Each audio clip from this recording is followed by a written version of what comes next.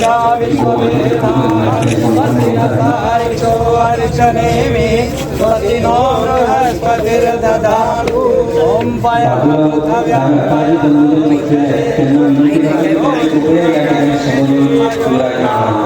पयस्वती प्रदिशः सन्तु मह्यम् विष्णोरराटमसि विष्णु श्रेष्ठो विष्णो ज्योरसि विष्णो ध्रुवसि वैष्णवमसि विष्णवैत्वा ॐ अग्निर्देवता वातो देवता सुशान्तिर्भवतु।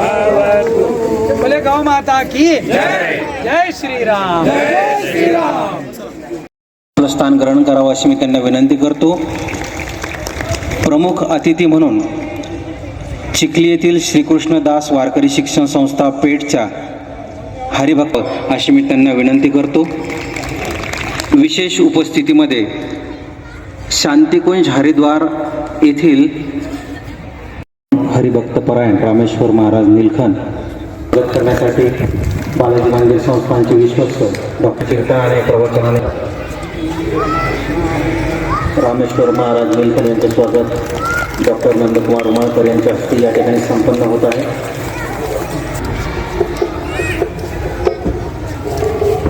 बौद्धिक क्षेत्रात हिंदू धर्म विचारधारेचा प्रसार करणारे समाजातील प्रत्येक वर्गापर्यंत पोहोचून जागृती करणारे डॉक्टर अजय उपाध्याय यांचे स्वागत या ठिकाणी संपन्न यांच्या हस्ते स्वागत या ठिकाणी संपन्न होत आहे। उन्नतीसाठी सदैव कटिबद्ध असलेले डॉक्टर सुरेशजी राठी यांचं सहर्ष स्वागत बालाजी मंदिर संस्थानचे विश्वस्त त्यांनी डॉक्टर सुरेशजी राठी यांना शाल श्रीफळ आणि पुष्पगुच्छ देऊन त्यांचं स्वागत या ठिकाणी करावं।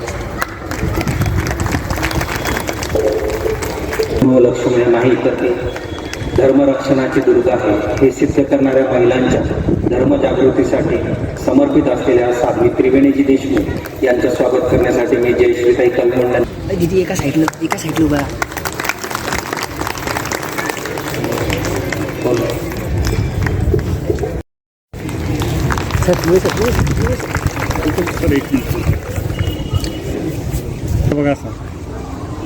माळीपेठमधून धर्मजागरण दिंडीचा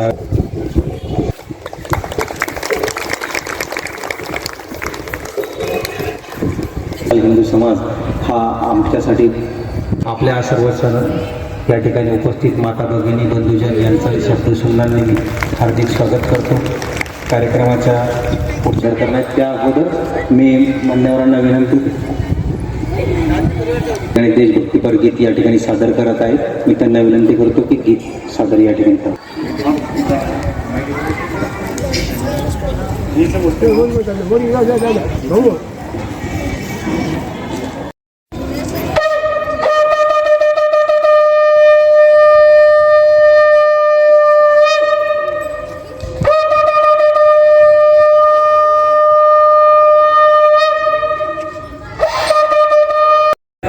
गीत आणि इथून आपल्याला कसं जागृत होता येईल।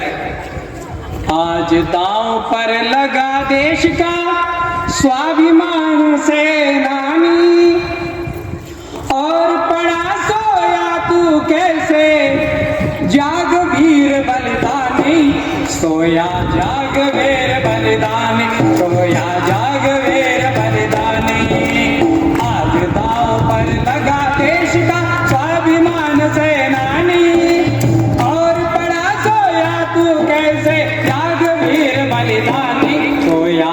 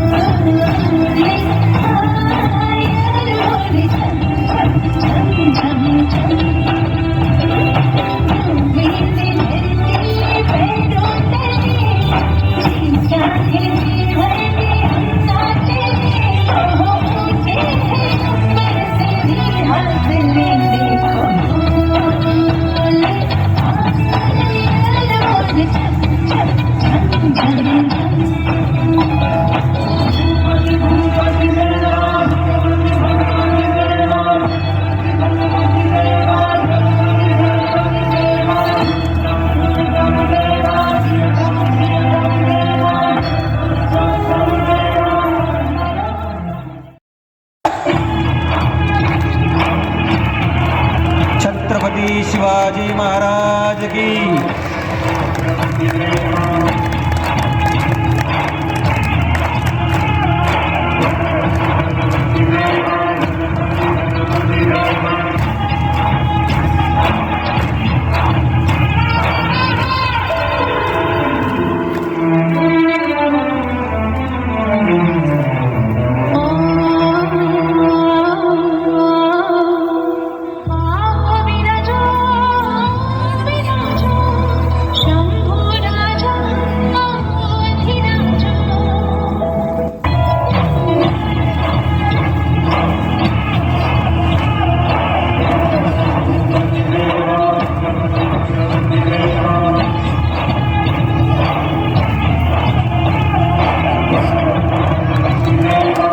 जोरदार टाळ्या वाजवून आपण मुलांचं कौतुक करूया.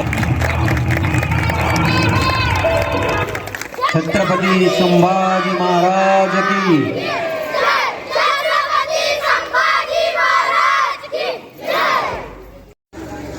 आणि त्यावेळेस परमपूजनीय केशव बळीरामपंत हेडगेवार यांनी विचार केला की प्रत्येक वेळेस भारतावरतीच आक्रमण का बरं होतात.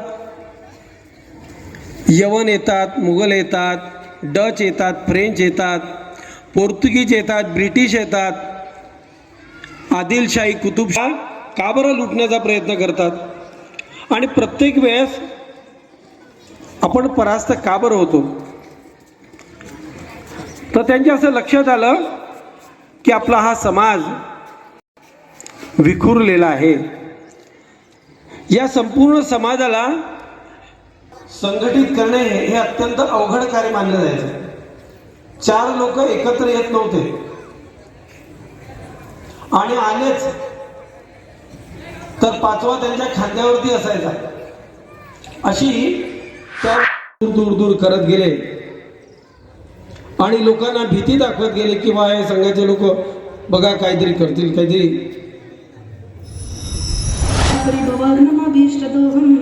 तीर्थास्पदम शिवविरचिनुतं शरण्यं प्रीत्याद्यं प्रणतपाल भवाब्धिपोतं वन्दे महापुरुष ते चरणारविन्दं वंशी विभूषितकरा नवनीरकाभात् पीताम्बरधरुणबिम्ब फलाधरोष्टा पूर्णेन्दु सुन्दरमुखादरविन्द नेत्रात् कृष्णात् परं किमपि तत्त्वहं न जाने.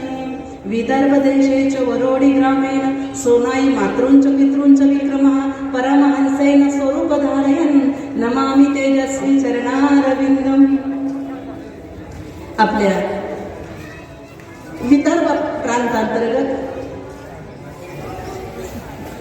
मेहकर नगरीमध्ये विशाल ज्याप्रमाणे आपलं मंत्रिमंडळ असतं, मुख्यमंत्री असतील त्यांच्या हाताखाली मंत्रिमंडळ असतं, पंतप्रधान असतील त्यांचे कॅबिनेट मंत्री असतात, त्याप्रमाणे आपलं घर असताना त्या घरामध्ये सुद्धा एक मंत्री असते, ती असते स्त्री. ती कार्यशू मंत्री. जेव्हा जेव्हा घरामध्ये काही प्रॉब्लेम झाले असतील, काहीही करायचं असेल तर ती स्त्री जेव्हा एका मंत्र्याची भूमिका निभवते, म्हणजे चांगला विचार आपल्या पतीला सांगते, आपल्या घरामध्ये ती वावरते, तिचं ते स्वरूप सांगितलंय 6 प्रकारे तिचं स्वरूप. कारण मला सासू सासऱ्यांची सेवा करावी लागणार आहे, ननद आहे, दीर आहे, परिवार आहे माझा, मला यांना सर्व सांभाळायचं आहे. कर्मेषु दासी रूपेषु लक्ष्मी. ती सुंदर आहे. एक सांगू का, सुंदर नसली तरी तिने स्वतःला कधीच कुरूप म्हणायचं नाही, कारण सुंदरता ही शरीरावर नसते, सुंदरता ही आतून असते. रूपेषु लक्ष्मी. क्षमया धरित्री, जी क्षमाशील आहे. प्रसंग येतोय की एकादश स्कंदामध्ये श्रीमद भागवताच्या आदरणीय दत्तात्रेयजींनी 24 गुरु केले होते बघा. आणि ते 24 गुरुपैकी एक त्यांनी धरती मातेला गुरु केलं होतं. धरती मातेला का म्हणून गुरु केलं? त्यामागचं कारण सांगितलं की धरती माता ही क्षमाशील आहे. तिच्यावर कितीही पाप केलं, कितीही घाण केली, ती म्हणत नाही ह्याने घाण केली म्हणून मी काय याला हे करत नाही म्हणून. सर्वांना जागा देते, सर्वांना क्षमा करते. तशी स्त्रीचा स्वभाव हा क्षमाशील आहे. क्षमया धरित्री, धरती मातेसारखा तिचा क्षमा हा भाव असणं गरजेचं आहे घरामध्ये वावरताना. भोजेशु माता, ती जेव्हा जेवू घालते ना तेव्हा तिची भावना आईची असली पाहिजे. विषय आहे महाभारतातला. जागरूकता येणं गरजेचं आहे. झोपलेल्याला जागा करता येईल, परंतु झोपेचं सोंग केलेल्याला जागा करता येणार नाही. काहीतरी अनिष्ट रूढी काहीतरी आपल्यामध्ये घडतात, पण आपण डोळे लावून घेतोय, तर ही चांगली गोष्ट नाही. ती आई जागरूक असणं गरजेचं आहे. आज कितीतरी काळामध्ये आपण बघतो लव जिहाद प्रकरण आपण बघतोय. कशामुळे होत आहे? आई झोपलेली आहे म्हणून होत आहे. लक्ष द्या, आई काय झाली आहे? झोपलेली आहे. आई मोबाईलमध्ये सोशल मीडियामध्ये व्यस्त आहे म्हणून हे प्रकरण होत आहे. आपली मुलगी काय करते, आपला मुलगा काय करतो, हे तिचं लक्ष देणं हे आईचं कर्तव्य आहे. वडील काय करतील माहिती आहे? वडील तुमचं आर्थिकदृष्ट्या बाजू सांभाळतात, परंतु संस्कार देण्याचं कार्य आईचं आहे. सुभाषितकार बोलतोय, सुशीलो मातृपुण्येन पितृपुण्येन चतुरता, उदारो वंश पुण्येन आत्मपुण्येन सभाग्यता. मुलगा मुलगी सुशील निघाली, चरित्रवान निघाली, आईचं पुण्य. चतुर निघाली, हुशार निघाली, वडिलांचं पुण्य. दान धर्म करणारी निघाली. कोणी दान करू शकत नाही बरं का. दान करण्याकरताही उदारता लागते. उदारो वंश पुण्येन. एका ठिकाणी कबीरजीचा दोहा आहे. कबीरजी बोलतात, दान करणारा व्यक्ती जो त्याच्याकडे अरबो रुपये आहेत, खूप आहेत, पण देऊ शकत नाही. कबीरजींची भाषा आहे. कबीरजी सांगतात, बडा हुआ तो क्या हुआ, जैसे पेड़ खजूर, पंछी को छाया नहीं, फल लागे अति दूर, कबीरा फल लागे अति दूर. अरे पक्ष्यांना सावली नाही त्या खजूरच्या झाडाखाली, आणि माणसाला खायला मिळत नाही. तसा एखादा करोडो अरबो रुपये कमवणारा असेल, त्याच्याकडे असेल, पण जर तो दान धर्म करू शकत नसेल तर त्या खजूरच्या झाडासारखा आहे. उदारता असणं गरजेचं आहे. आत्मपुण्याला सभाग्यता. एका ठिकाणी सांगितलं होतं, जरणी जने तो संत जने, जने दाता या शूर, नाही तो जरणी बांज भली काहे गमावी दूर. अरे आईने संताला जन्म द्यावा, आईने जन्म द्यावा ना एखाद्या दान शूरला, वीराला, समाज सुधारकाला जन्म द्यावा. अभिमान वाटतो मला डॉक्टर हेडगेवारांचा, त्यांच्या आईचा, अटलजींच्या आईचा, आदरणीय मोदीजींच्या आईच्या, योगीजींच्या आईचा. का? त्यांनी असे रत्न आपल्या भारताला दिले म्हणून आपण आज इथं मोकळ्या मनाने श्वास घेतोय. लक्षात, हा ही महत्वाची गोष्ट. आणि अशा प्रकारे त्या आईनं जर लहानपणी जर छत्रपती शिवाजी महाराज घडले नाहीत, त्यांना घडवण्यात आलं. आज प्रत्येक ठिकाणी मगाशी आपल्या बालगोपालांनी त्यांच्यासाठी जोरदार टाळी होऊन जाऊ दे. खूप छान केलं त्यांनी. त्यांच्या आई वडील, मी माता जिजाऊ बघितल्या नाही, मी झाशीची राणी बघितल्या नाही, मी अहिल्याबाई होळकर बघितल्या नाही, पण मी माझ्या आईच्या रूपात नक्की सांगते की अशाच असते. घडवणारा असताना तो प्रयत्नशील, कुठेही असू द्या, किती परिस्थिती बिकट असू द्या, खायची सोय असू द्या, परंतु तो जर जिद्द धरेल, असफलता है चुनौती स्वीकार करो, क्या कमी रह गई देखो सुधार करो, जब तक ना सफल हो नींद चैन के त्यागो तुम, संघर्षों का मैदान छोड़कर मत भागो तुम, कुछ किए भी नहीं जय जयकार नहीं होती, कोशिश करने वाले की कभी हार नहीं होती. अरे एक माध्यमातून ऐकायला मिळतं, दीदी आमचं, आता मी ज्योतिषी बघते, कुंडली वगैरे बघते, दीदी आमचा मुलगा असं करतो तसं करतो. अजिबात नाही, तुमचं काहीतरी त्याच्यामध्ये. कारण जेव्हा मुलगा उतरत असेल, मुलगी उतरत असेल, काहीतरी आपण पण मोबाईल वगैरे इकडं तिकडं मग नाचणार बघितल्यानंतर काय म्हणून मुलं नाचणारच नाही. लक्ष द्या, अध्यात्माचा वारसा लावणं गरजेचं आहे. आचरणशील जीवन असणं गरजेचं आहे. एक सांगू, शांती ब्रह्म एकनाथ महाराज यांच्याकडे एक महिला माता गेल्या. त्यांच्या छोट्या मुलाला घेऊन सांगितलं, बाबा महाराज माझा मुलगा खूप गुळ खातो, याला सांगा ना काहीतरी. महाराज म्हटले 8 दिवसांनी या. आईसाहेब 8 दिवसांनी गेल्या. महाराज माझा मुलगा खूपच गुळ खातो. तेव्हा महाराज म्हटले, शांतीब्रह्म एकनाथ महाराज म्हटले, बाळा गुळ खाऊ नये. त्या आईला आश्चर्य वाटलं. 8 दिवसापूर्वी मी आले होते तर यांनी काही बोलले नाही, आणि आता म्हटले बाळा गुळ खाऊ नये. मग 2 शब्दाकरता तुम्ही 8 दिवस काय लावले? नाथ महाराज काय बोलतात बघा. नाथ महाराज म्हटले, आई जेव्हा तुम्ही माझ्याकडे आला होतात ना तेव्हा मी गुळ खात होतो, मग तुम्हाला कसं सांगू गुळ खाऊ नको, तुमच्या मुलाला कसं सांगू. आज मी गुळ खाणं सोडलेलं आहे म्हणून मी सांगण्याच्या लायकीचा झालाय. एक सांगू, आम्ही अख्ख्या भारतामध्ये फिरतो, कीर्तनाच्या माध्यमातून महाराष्ट्रामध्ये फिरतो, पण ज्याचं जीवन आचरणशील आहे ना त्याचा समाजावर प्रभाव पडल्याशिवाय राहत नाही. तुका म्हणे चाखुनी सांगे मज अनुभव आहे अंगे, अनुभवाने अंगे अंगात ते या जगात येत असेल. जर मी आई वडिलाची सेवा करत असेल, आम्ही 2 तास काय बोलतो याच्यापेक्षा आम्ही 22 तास काय करतो हे आमचं बघणं गरजेचं असतं. जर आई वडिलाची सेवा आम्ही करत असू तरच आम्हाला लोकांना सांगण्याचा अधिकार आहे की आई वडिलाची सेवा करा. आचरणशील जीवन असणं गरजेचं. जर मुलीच्या बाबतीत स्त्रीच्या बाबतीत बघायला गेलं तर सांगता येईल की कशा प्रकारे स्त्री कितीतरी गुणांनी युक्त आहे, स्त्री कितीतरी आपल्या याच्यात फरक पडू शकते. मुलीला संस्कार जर दिले, त्या मुलीला संस्कार तरी, आता मी एका ठिकाणी वाचले की जर समजा आई वडिलाची जिम्मेदारी मुलीकडे असती तर आई वडील मुलीचे वृद्धाश्रमात गेले नसते. या उलट एक सांगू, जर त्या आई वडिलांनी त्या मुलीला संस्कार दिले असते आणि सासू सासऱ्यालाच सख्खी आई मानली असती तर ते वृद्धाश्रम झालेच नसते. हाही त्या मागचा भाग. कुठंतरी आपण चुकतोय. आपल्याला मुलगा मोठा, जावई मोठा पाहिजे, सगळं मोठं पाहिजे, फक्त परिवार नकोय. मग अनाथ आश्रम बघा, त्या बिचाराचं कल्याण होईल. ऐका नाही, कुठं चुकतोय आपण. आपल्या मुलींची कामं घटस्फोट होत आहेत, या मागचं काय कारण आहे. काहीतरी आपलं चुकतंय ना, आपण जास्त त्याच्यामध्ये इंटरेस्ट घेतोय. उठलं सुटलं की कपडे असेच घाला जेणेकरून, वस्त्र असेच घाला जेणेकरून समोरच्याने तुमचा आदरच केला पाहिजे, तुम्हाला हातच जोडले पाहिजेत. अख्ख्या भारतामध्ये फिरते, काही ठिकाणी सांगतात दीदी लोक खराब आहे, पण एक सांगू का, अख्ख्या भारतामध्ये फिरते मी, पण जिंदगीत एकही व्यक्ती खराब भेटला नाही. आणि राधाराणीच्या कृपेने, बालाजीच्या कृपेने भेटणार नाही का, कारण आपण बघण्यासारखं राहतच नाही तर लोक बघतील कशाला. असं राहा, 1000ची नाही 10,000ची साडी घाला. 1000ची नाही, मला वाटलं चिठ्ठी झाली, वेळ झाला ना आरतीचा. 1000ची नाही 10,000ची साडी घाला, पण अशी घाला समोरच्यानं तुमचा आदरच केला पाहिजे. अरे आमच्या राष्ट्रपती प्रतिभाताई पाटील बाहेरच्या देशामध्ये गेल्या, डोक्यावरचं पदर खाली कुठे गेला नाही, आणि आमची अंगणवाडीची सेविका अंगण झाडत चालती ही आपली. अरे काय सनातन धर्म, आपला संस्कृती काय आपली, मला सांगा. इस्कॉन मंदिर तुम्ही सर्वजण जाऊन आलात, जिथे गेलात, गुजरात असेल, वृंदावन असेल, बघा तुम्ही त्या फॉरेनरला साडी घालता येत नाही हो, तरी साडी घालण्याचा प्रयत्न करतात, आणि आम्ही त्यांचे हाफ कपडे घालतो. शोभतं आपल्याला, ही आपली संस्कृती आहे. अत्याचार कामून वाढलेत, अनेक आक्रमण झालेले आहेत, अनेक लोकांनी आपल्या देशाला लुटलेलं आहे, परंतु यांच्या माध्यमातून आपला देश हा जागृत राहिलेला आहे, धर्म जागृत राहिलेला आहे. म्हणून धर्माचं पालन करण्याकरता संत अवतीर्ण होत असतात. छत्रपती शिवाजी महाराजांनी सुद्धा,